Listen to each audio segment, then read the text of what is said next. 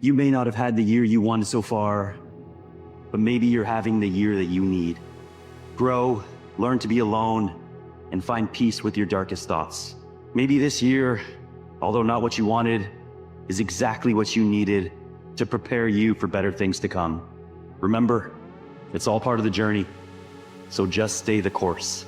Go feel something is shifting. Some people are not strong enough to adapt to the change. Some people don't know how to put it into practice in order to go with the change. There will come the time, and it's not going to take long, where a natural separation is going to take place. A natural separation. The ones that are able to read the signs, that are able to go with what is happening, to adapt to the changes this world is bringing to us, they will move on to another world. Other people that are unwilling, unable, maybe incapable of adapting to the coming changes, it is simple like this: they will stay with the old world, which is about to end.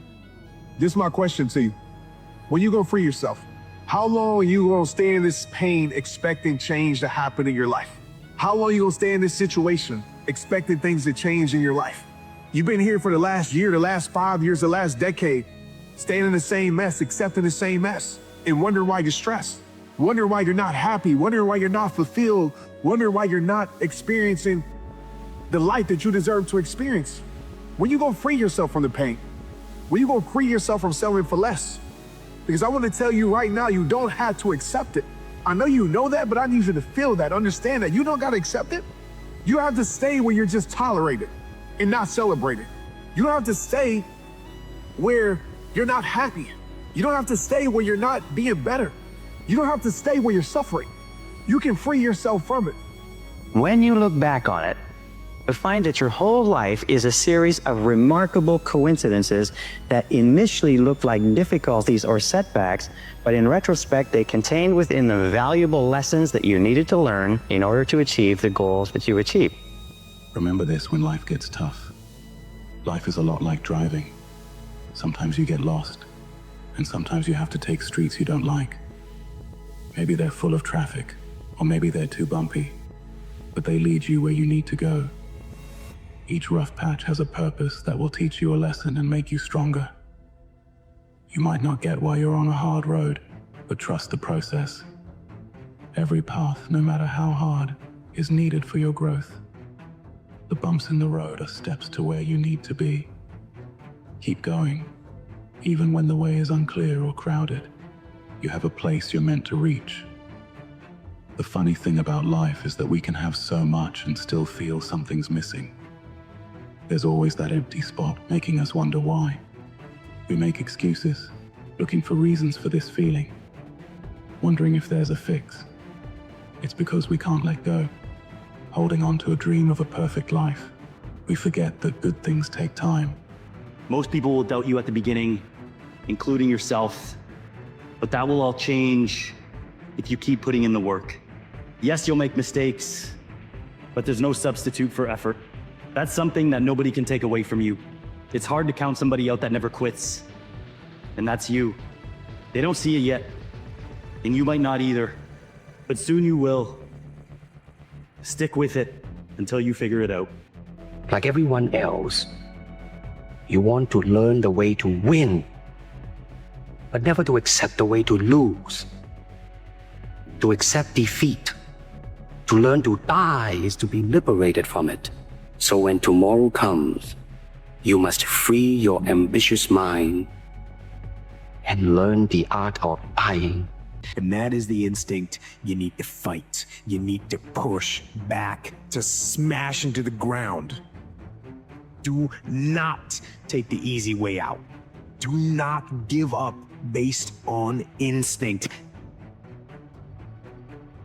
You need to train that instinct. Your instinct. Train it to say, get up, go, fight on. And if that is what you become, if that becomes your fundamental reaction to adversity, if that becomes your gut instinct, then you will overcome just about anything that stands in your path. Most people, when they fail, they don't like to look at themselves in the mirror and say, you know what? Maybe I have to change. People want change to happen to them. They don't want to change. And when you realize that change isn't going to happen to you, you need to actually proactively determine your future. Then and only then can you actually take not only full accountability for your good actions, your bad actions, but for your full life. Another way of finding happiness internally, of finding everything that you need inside of you rather than outside from other people or just outside in the world, externals, is to also find responsibility there. So your responsibility is not to anyone or anything outside of you, but inside of you. Because we often have this idea, like animals do, or like children sometimes do, that if no one saw it, it's fine. If we didn't get caught, it's okay. The judge inside of us, constantly watching, because it's us, it's within us. Be grateful for the problems that you have, because I believe they're specifically designed for you, your growth, your development, and the things that you need to possess as an individual in order to grow and become the individual that you're destined to become. So the set of problems I got, they specifically designed for it. Rise up and aggressively move forward down the path toward victory. The year's almost over. It's been a tough year, right? But we're not going to talk about that right now. This is for making it through this tough year. There's been a lot of good and bad, but I'm happy that you've made it this far and that you're still here. Thank you for hanging in there, and I'm proud of you for staying strong. Have you ever realized that both fear and faith require you to believe in something that you cannot see? Think about that for a second. Both include uncertainty, both require discomfort. One keeps you small by anticipating danger or pain. The other wants you to grow by anticipating joy or love. So if you're stuck between the two, doubt or hope, fear or faith, maybe the simpler question is, which of the two do you value more? Once you have your answer, start acting from there. You can't have an easy life and a great character. Show me a trust fund kid that inherited a bunch of money, and I'll show you someone mentally tortured. It's not the pursuit of happiness, it's the happiness of the pursuit. The journey or the destination. It's who you become on the journey. As the greatest hazard in life is to risk nothing. The person who risks nothing, does nothing, and has nothing. You may avoid suffering and sorrow, but you simply cannot learn, feel, change, grow, live, or love. Chained by your certitudes, you will be a slave. They aren't going to see your vision unless you do the work. Unless you type those words, cut that wood, write that code. Unless you do the work, the world will never see your vision. And all that splendor and all that glory will be known only to you. Unless you bring it to light. If everybody around you supporting you, you're probably not trying to do something very big. You really aren't. Because most people don't want you to see you get too successful or too happy because it'll expose them. So don't let people with small lives and small thoughts project their limitations onto you. You've made a commitment to pursuing a better life for yourself, to pursuing your dreams and ambitions. And unfortunately, just so happens that when you do that, things can get pretty lonely. It gets really difficult sometimes because now you have to face adversity and challenges and by yourself. You are exactly where you need to be. Far too many people abandon their path. And it's because they forget their why they chose this journey in the first place. Those who are willing to risk going too far can possibly find out how far one can go. You have to take the risk. You can no longer play it safe. Now it's time to get risky. Now it's time to truly find out what you're made of and what you could achieve. Now it's time to truly find out how many lives you could impact. Now it's time to find out what you are destined to become. Imagine you're on your deathbed, and standing around your deathbed are the ghosts representing your unfulfilled potential. The ghost of the ideas you never acted on. The ghost of the talents you didn't use. And they're standing around your bed, angry, disappointed, and upset. They say, we came to you because you could have brought us to life, they say. And now we have to go to the grave together. So I ask you today, how many ghosts are going to be around your bed when your time comes? Life is continued work.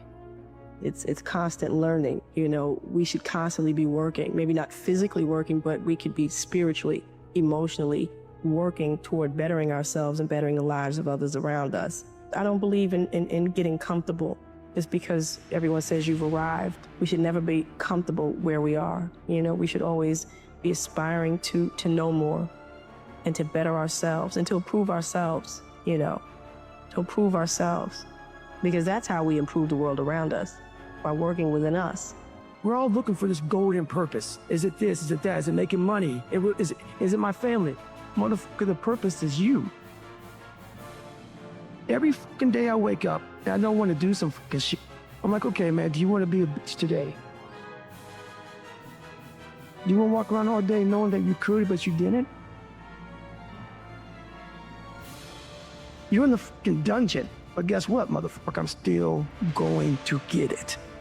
I'm gonna challenge you today to hold yourself to a standard of what you're capable of. How high you can jump, how far you can go, how deep you can dig, and you should not measure yourself by what you've done. You should measure yourself by what's still left in the tank. Yeah, I just want you to see how far you can go, because if you only hold yourself accountable to your current result, you'll confuse progress with potential. If you don't commit to growing, you are going to spend your life managing your current reality when you could be building your future. You owe it to yourself to find out how good you can get. Universes change, and life itself is but what we deem it. What he means is that things are going to happen. You are going to have experiences in life.